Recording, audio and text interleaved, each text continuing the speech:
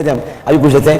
اب یہ جو مسئلہ ہے آپ سے تو نہیں پوچھوں گا, ظاہر ہے کہ ہمارے نزدیک حرام ہے. بس ٹھیک ہے سر, ٹھیک ہے, بس اور ختم ہو گئی بات. تو یہ آپ نے کاکر صاحب وضاحت کر دی 11ویں 12ویں کا, تاکہ پھر میں فاروق صاحب جی 11ویں سے مراد 11 تاریخ سیدنا غوث اعظم رضی اللہ تعالی عنہ کی وصال کی مشہور ہے.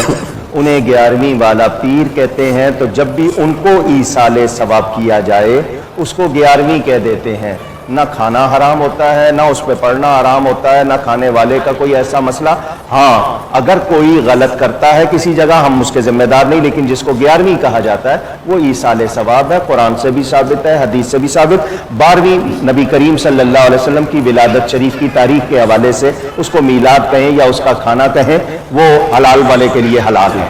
ایک لق دق صحرا ہے, اس میں آپ کو چھوڑ دیا, مثال ہے ایسی. میں آپ کا ہمارا جو رشتہ ہے اس میں بات کریں. لق دق صحرا ہے, چاروں طرف دھول اڑ رہی ہے, کوئی آ ہی نہیں رہا, اور آپ 3 دن کے بھوکے پیاسے ہیں, آپ کا پیٹ آپ پکڑ لیٹے ہیں. اچانک ایک سوار آیا اونٹ پر نا چلتا ہوا, اس کے پاس آپ کے پاس آیا, اس کے بعد کھانا تھا, خوشبو آئی تھا ایک دم, 3 دن کے آپ بھوکے پیاسے تھے, آپ کا دل للچایا. اس نے بتایا کہ جو میں آیا ہوں یہ 11ویں 12ویں کا کھانا ہے. اس وقت آپ کھائیں گے, چھوڑ دیں گے؟ اس کے لیے قرآن مجید نے بڑا خوبصورت جواب دیا ہے. میرا خیال ہے اللہ کو تو چونکہ پتہ تھا نا کہ ڈاکٹر عملیہ کے ساتھ بول پہ یہ سوال کریں گے, اللہ نے پہلے ہی اس کا جواب دیا. جی فرمایا فمن استر غیر باغ ولا عاد فلا اثم علیہ. جو شخص بھوک کے ہاتھوں مجبور ہو جائے اور جان کے لالے پڑ جائیں تو اس کو حرام کھانے کی اجازت ہے, اتنی کہ اس سے جان اس کی بچ جائے. بغاوت کا ارادہ کس سے ملایا ہے؟ یہ مردار کو دیکھیے, آپ نے گفتگو کی, میں خاموش رہا. حرام کو حالانکہ انہوں نے یہ بھی کہا 11ویں قرآن میں ہے, حدیث میں ہے, میں پھر بھی چپ رہا. قرآن اس سے پہلے مکمل ہے, 11ویں بعد کی چیز ہے. قرآن کہاں سے آ گئی؟ سن تو لیں, 11ویں پارے میں آیت ہے, 11ویں پارے میں آیا ہے, اور 11ویں پارے میں 11ویں آیت ہے, اور 11ویں شریف کی. نہیں تو سن تو لینا, بات آپ سنتے نہیں ہے نا, سن تو لیں. میں ہی تو سن رہا ہوں, آپ یہاں تو میری آپ سناتے ہیں صرف ایک میں ہوں جو سن تو لیں, ان کی بات تو سن لیں. آپ نے مردار کو, اور جو ویسے بھی ہر وقت حرام ہے, اس کو کس کھانے سے ملایا ہے جس پر اللہ کا کلام پڑھ دیا گیا ہے. اللہ کا کلام کھانے پر. دیکھیے ڈاکٹر صاحب, دیکھیے ایک سوال آپ نے مجھ سے کیا, اب ایک سوال میں آپ سے. جی جی مرغی کو جب ذبح کرتے ہیں کیا پڑھتے ہیں؟ اللہ اکبر, بسم اللہ اللہ, صرف اللہ اکبر, بسم اللہ اللہ اکبر, بھائی بسم اللہ اللہ. جی یہ تکبیر پڑھتے ہیں. ایک شخص حافظ ہے, وہ کہتا ہے تکبیریں تو وہ پڑھے جس کو قرآن نہیں آتا. میرے کو تو سورہ یاسین یاد ہے, سورہ ملک یاد ہے, سورہ مزمل یاد ہے. اب یہ 3-4 صورتیں ساری پڑھتا ہے اور مرغی کو ذبح کرتا ہے. جس کو یاسین آتی ہوگی نا اسے بسم اللہ اللہ اکبر یاد آتا ہوگا. یاسین اتنی بڑی یاد کر لی اس نے, بسم اللہ اللہ میرا اکبر. سوال سن نہیں رہے.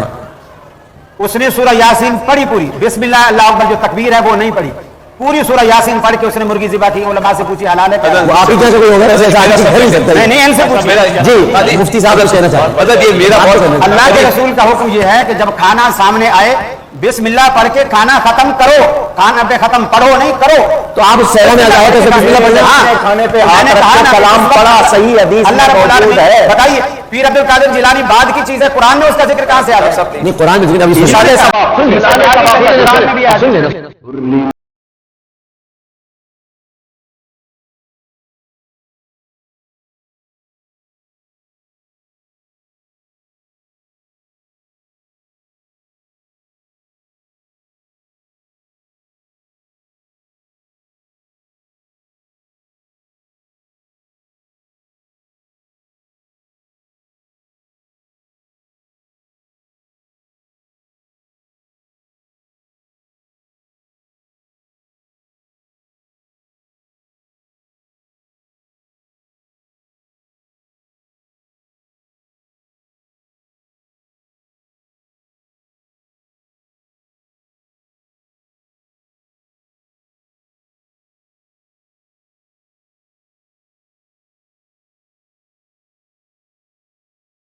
غير متجانف لإثم فإن الله غفور رحيم. تم پر مرا ہوا جانور اور بہتا لہو اور سور کا گوشت اور جس چیز پر اللہ کے سوا کسی اور کا نام پکارا جائے, اور جو جانور گلا گھٹ کر مر جائے, اور جو چوٹ لگ کر مر جائے, اور جو گر کر مر جائے, اور جو سینگ لگ کر مر جائے, یہ سب حرام ہیں. اور وہ جانور بھی جس کو درندے پھاڑ کھائیں مگر جس کو تم مرنے سے پہلے ذبح کر لو, اور وہ جانور بھی جو غیر اللہ کے آستانے پر ذبح کیا جائے, اور یہ بھی کہ پانسوں سے قسمت معلوم کرو. یہ سب گناہ کے کام ہیں. آج کافر تمہارے دین سے نا امید ہو گئے ہیں تو ان سے مت ڈرو اور مجھی سے ڈرتے رہو. آج میں نے تمہارے لیے تمہارا دین کامل کر دیا ہے اور اپنی نعمتیں تم پر پوری کر دی, اور تمہارے لیے اسلام کو بطور دین پسند کر لیا. ہاں جو شخص بھوک میں ناچار ہو جائے, बशर्ते के गुनाह की तरफ माइल न हो, तो अल्लाह बख्शने वाला है, बड़ा मेहरबान है।